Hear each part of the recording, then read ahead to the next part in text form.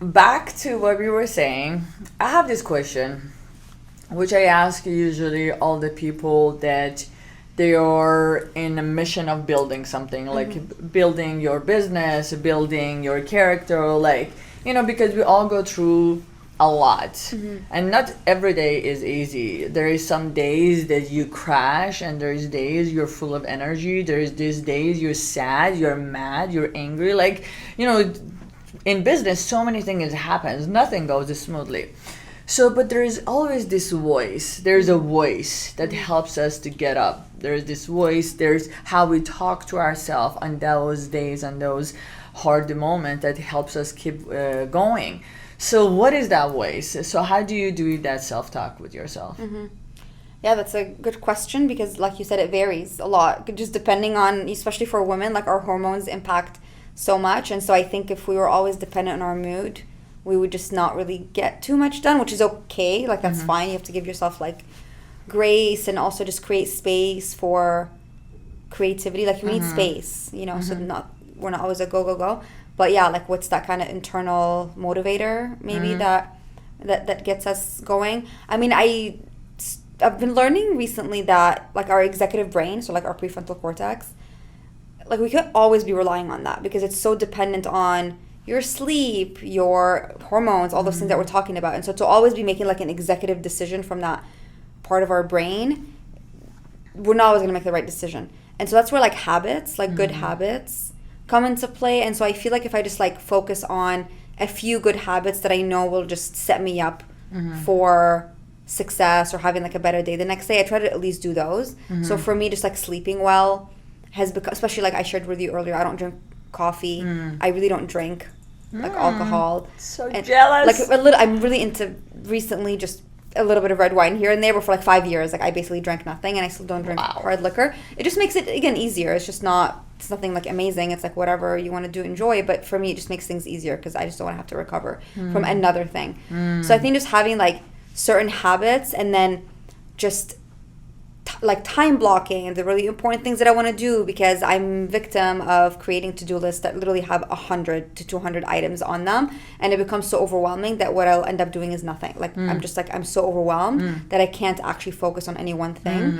And so I'm just really teaching myself to just focus on the one or two things that I really need to get done today, have these really healthy base habits so that I'm in a good space, and just get as much as I can done, and just that's going to be enough for today. And I know that doesn't sound very exciting. No, it doesn't need to be exciting. Yeah. So you tell yourself, okay, that's all I need to do. I don't need to do all of it. As long as I do one, I just get through it. Is that how you help yourself to get through what you need to get through? Yeah, and also like the vision again. Like, why am I doing this? Because I've definitely had the like crashes, and I probably will continue to have that. Like literally laying on the floor crying, where I'll tell Borna, I'm like, I'm not doing this anymore. I really want to give up. I don't want to do this anymore. Yeah. This is so hard because it gets to the point where it's very overwhelming. And so all of a sudden, overwhelming is what? It's like all this like data coming into your nervous system of like, this is too much to handle. Yeah. And so that's why I try to peel back because I don't want to feel overwhelmed. So let me just focus on the one or two things. And sometimes it's hard because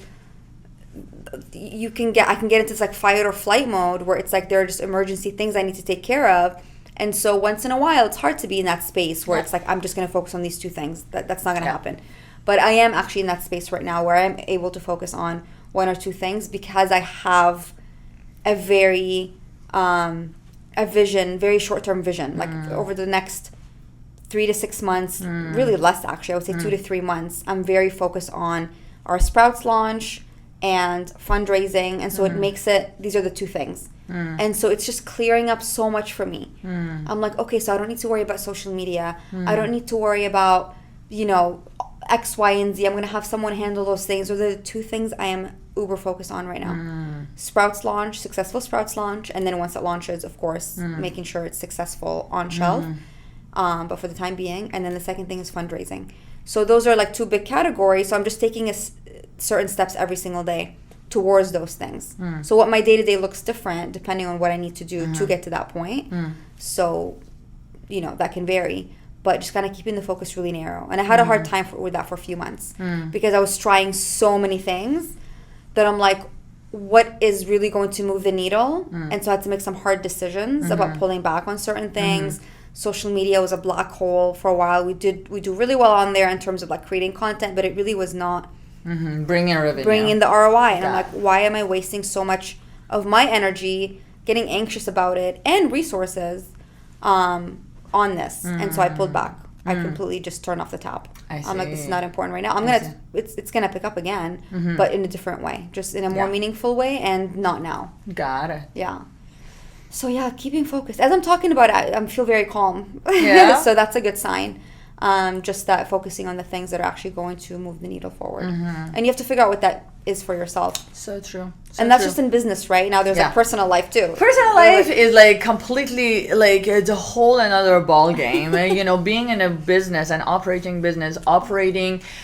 bringing your dream to reality is the whole new game of like how you operate. Like I am very advanced person when it comes to the business and how I bring my vision to reality, but in personal life I fucking suck.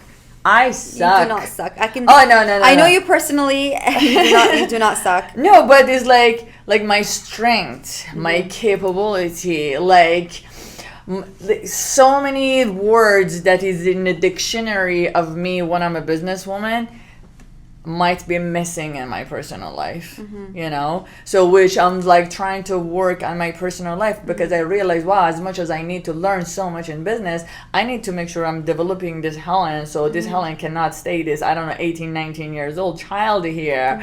So as much as I'm learning business, I need to make sure she's growing up at the same time too.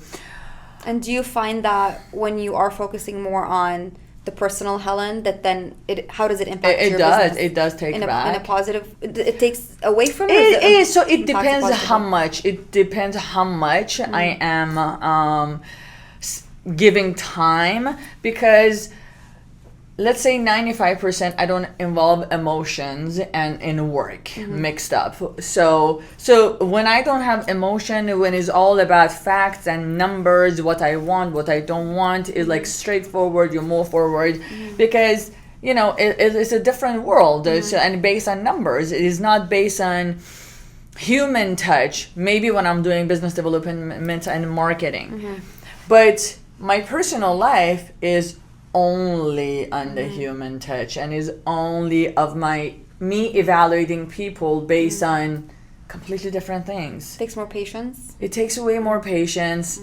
I am so in tune with what I see at the work, that stuff that can trigger me or stuff that I see as a red flag. Like I'm like very super highly focused on like see red flag in this like client or in this independent contractor. When I see certain things, I'm like, no, this not gonna be happening. But applying those skills in personal life is a disaster. It's a disaster because you don't to be that cut and dry about it. Yeah. You know. Yeah. It's definitely like I'm working on developing those skills in my personal life. Yeah, that's interesting. They have to kind of create that separation because like who we are in life. I mean, at the end of the day, like Helen's running the business. Yeah. Like it's Helen, it's you, right? So it's interesting that you can actually create such a separation. That's pretty impressive. That you can have such a objective focus in business, yet you're dealing with people at work too. So maybe when you, like you said, when you're marketing and business development, then you have to bring out a different side of Helen. And then maybe even with your employees. When operation, like operation needs to be operation. More dry. I cannot operate based on people's feeling, employees' feeling, clients' feeling. It's about the fact, it's about the number, it's about the service that we are providing. If I involve emotion, it will fall apart. It will fall apart. Things needs to be done certain way, certain time, certain date, and it needs to be productive. So there's no space for emotion there for me to apply it anywhere. And if I do, I won't be able to get it going. You know? Yeah. So how do you separate? Like, how do you have any kind of like ritual, or do you have to get into that mode? What happens for you with the transition? I feel like, you know how I told you I started with the survival? So I think that survival mode, it cut me from involving the emotion because I was like, this is work. Work can't hurt me. So I told myself that so much. I was like, work can't hurt me. So what is it that you can take from me? nothing. At work, you can't take anything from me. Even if you take money, it's paper. It's like nothing, because I know how to make money and I will remake it again. So I somehow, I think I fell into this skill to be able to separate myself. And I told myself so many times, either I was blocking, or I was like, I just want to make sure how I'm handling with the stuff that comes along the way, because I always had to handle lots of employees. You know, I started with 3, ended up with 30, 40, 50. We are at 100 something right now. Wow. So like, how do I want to, like, how I'm going to be a strong person? How can I protect myself? So I decided to not involve emotions, you know, be more about fact-based. Is it always helpful? I'm not going to say 100%, but it helps you to be very productive at work. And efficient and get things done. And efficient and get things done for sure. But this is the skill that it will fail you in your personal life. Because personal life needs patience. Yeah. You know, I had a very good experience because it was a very good lesson to learn. Usually when I hire a new employee, in 3 months, I tell them either, like, I became judgmental. I said, either you're capable or you're not capable. I just saw enough, so thank you so much, I'm good. And then I was put in the same situation, which that person absolutely did not see my potential in 3 months.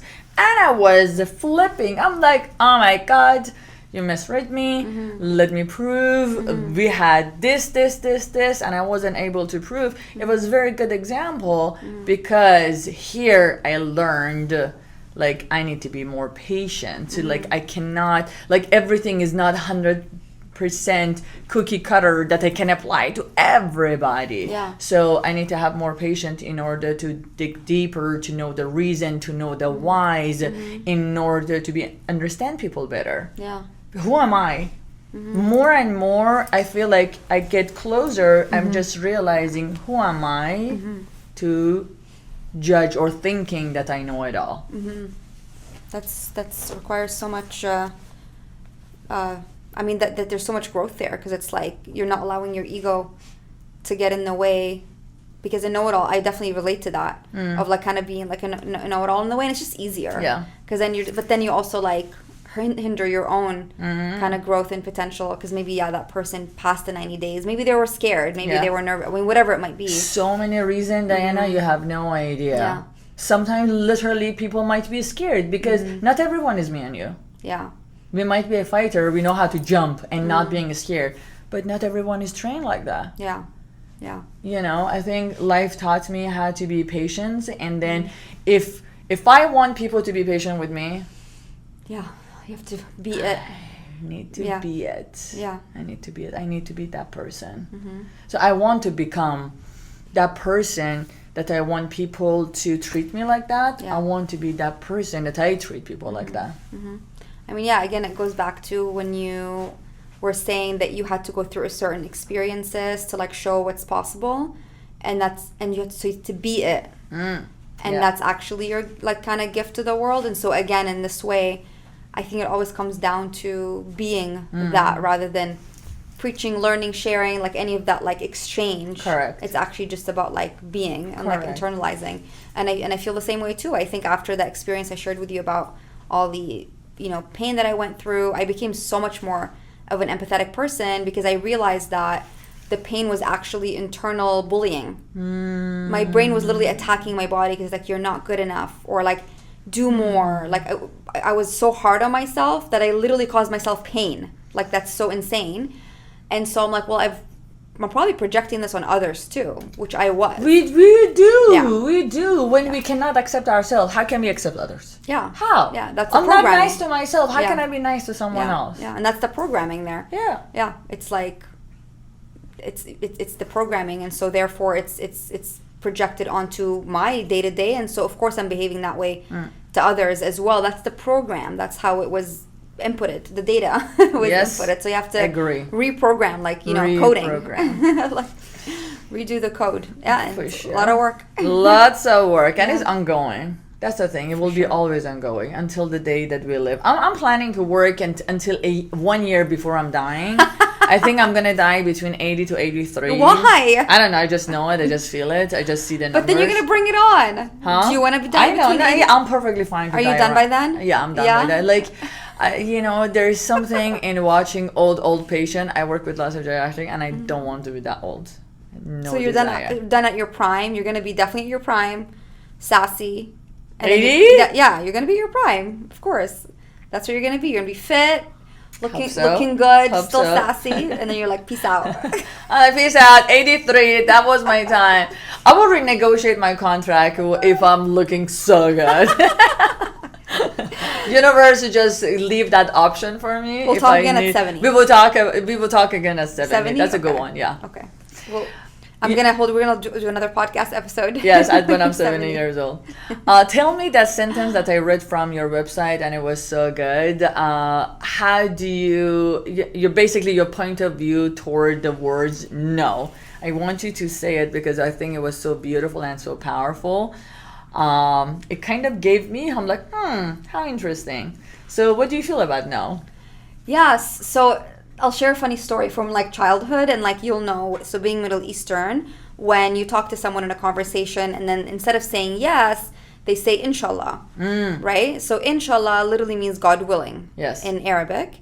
And so this is not a religious thing. It's just like Muslims around the world, including Iranians, just instead of just saying yes, you kind of say God willing. It's just kind of a statement. Yes. So as a child, whenever I wanted something from my parents, especially like my mom, that's what like I remember, like what like resonates, what memory sticks out.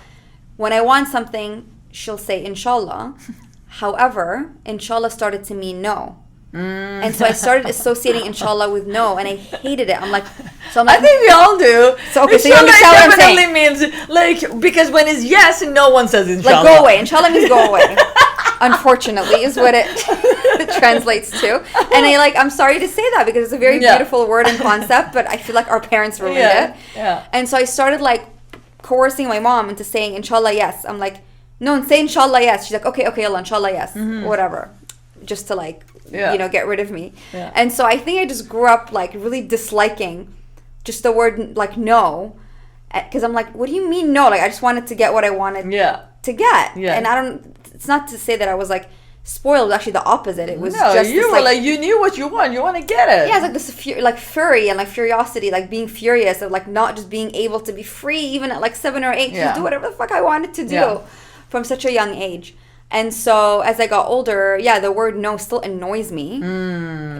But I'm like, I don't accept it, is what it is. I'm like, I just don't accept whatever you're saying. Like, why? Like, why no? Like, it's still, I still want to know, so I'll always ask, like, why? Is there anything I can help you get over? Like, is there a hurdle we can get over when you say no? So whether it's a retailer that's saying no, an investor, whatever it might be, like, what is and at the end of the day, it might be a no for a short period of time, and like, let's explore it again, because like factors change and like the environment changes. So for me, no is just like no for now. Like no for now. No for now. That's fine. We'll talk again later. Yeah, it was one more phrase you had it to. No for maybe not for now. Maybe later. Maybe later. Maybe later. It's not a no. It's maybe later.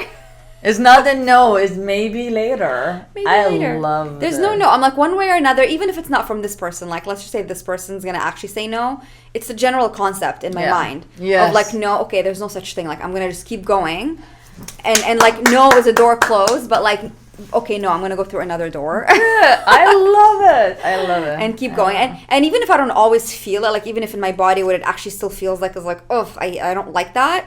I'm gonna still remember that like no, I'm gonna keep going. I'm extremely, I don't like to say like stubborn because I did grow up stubborn, and that can be very limiting, being stubborn, because then of course I can definitely relate. Yeah, because then it blocks you. Then you're like not receiving information. Like it's definitely a hindrance. But I would say like tenacity and just being very gritty. It's just like I will keep going until it's over, and it's not over until I'm done. Yeah, you know? I love that. I love that. Yeah, even if I'm and it doesn't always.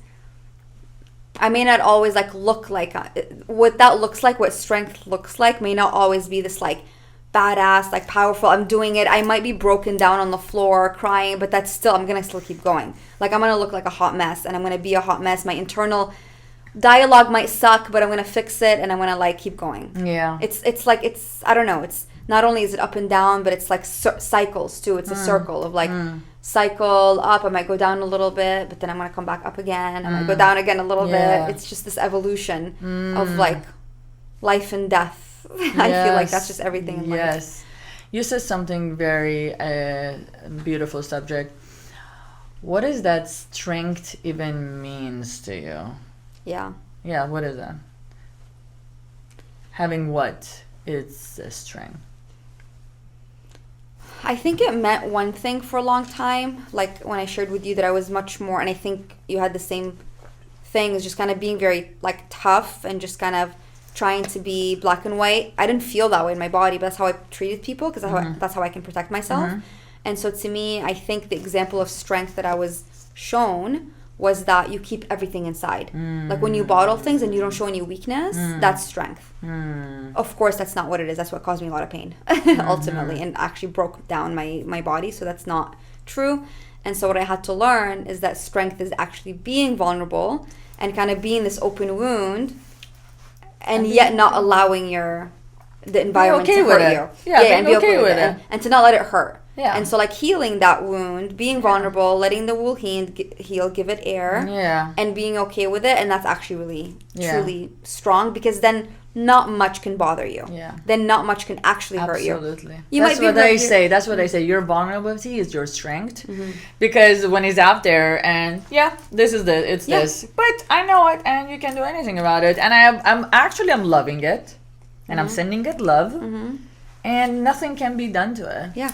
And you can't use it against me. You can't, because I'm giving you the spotlight on it. Yeah. That's like, you know what my hype song is? Like when I really want to get hyped up. Like before I was going to go on Shark Tank and like do all that. Tell me.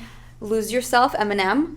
Oh. I mean, I'm going to go listen to it in the car right now. Because if you watch the movie, he was having a rap battle with this other person. And he knew that this other person is going to use his life story, Eminem, against him. You live in a trailer, your mom's a whore, like whatever he was going to use against him. And you're a loser, you're nothing, you're never going to be anything. So he used all that against him in the rap battle. So Eminem used all that stuff. He brought up all that stuff. He's like, let me tell you about my mom, about my wife, about my trailer, about my whatever.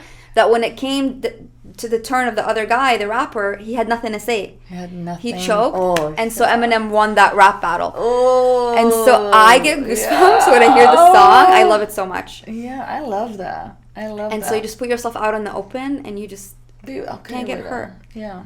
And it's okay to be hurt. It's not to say that you know, will never, it's just hurts less, and you're just, that's bravery to me, and that's courage, and that's real strength. My therapist coach, she says, Helen, we are human as fuck, so it's okay to be hurt. Yeah. Like, we were born to experience these emotions, and I'm like, okay, you are right. I think sometimes we forget. Yeah. We forget we were here. We were supposed to feel these feelings, and we're like, why it hurts? Why it hurts? Oh my God, I don't want to hurt. I'm here. I'm human. I came here to experience this, and we forget it. And the more you let it happen, just the more it loses its power, whatever that thing is. Like desensitization, that's actually like a thing, like they've done studies on, where it's like if there's something that feels very hurtful to you, desensitize yourself to it somehow. Yeah. Some subject, talk about it a little bit more. Yeah. And like let it lose its power. Yeah. Yeah. So in a safe environment. So in a safe or create a safe environment. Yeah. You know, create it. Even if you're not there, create it. Very true.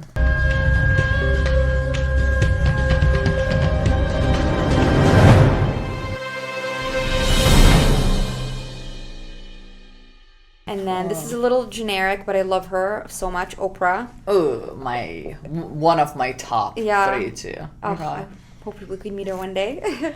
I am very hoping that very soon. So we need to manifest this. We need to maximum in 2 years. We need to meet Oprah. Okay. So we need the record of this day. I'm working on something, and if it works, and if I can get close to Oprah, I'll definitely let you know. Awesome. I'm working on something. Very nice. So let's see. I love it. Okay. I'm trying to get on Oprah's favorite things list this year. So yes, I'm going to say it. I'm going to say it out loud. Yeah, say it out loud so you can manifest it even faster. You need to send it out to the universe. I think magic dates are beautiful, giftable.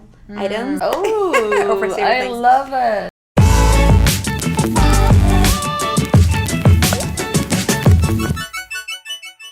It's Okay, probably so gonna be in I there. got this amazing freaking magic dates. Like she got for me. Thank you, Diana. Do you like what it says? The only date that hits your spot.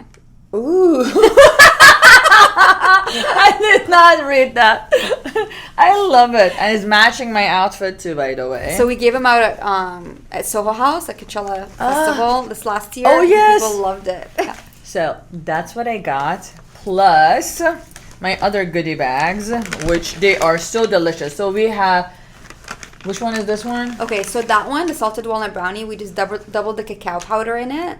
You probably won't remember what it tasted like before, but it just has this like chewiness that it's like more like a brownie.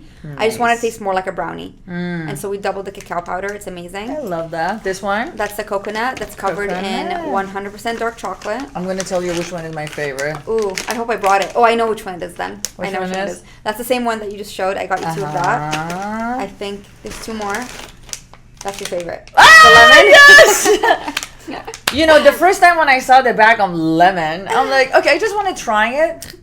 I just want to try it to just know, like, who will put lemon and date together. It was just like, I was trying it like that. But out of all of them, I am in love with this one. The lemon is always like that. It's so, people are so, like, there's such contentious attitudes around lemon. Like, Yes. what do you mean? And they try it. It's a lemon bar. It's really interesting, but that was the attitude that I Yeah. had. You know how sometimes you have a wrong attitude when you try something new, and then you're like, shut the fuck up, Helen, and just do it. So this is definitely one of So those. shocking contrast Oh, it between was. what you were feeling about it and then And how I was Yeah. in love.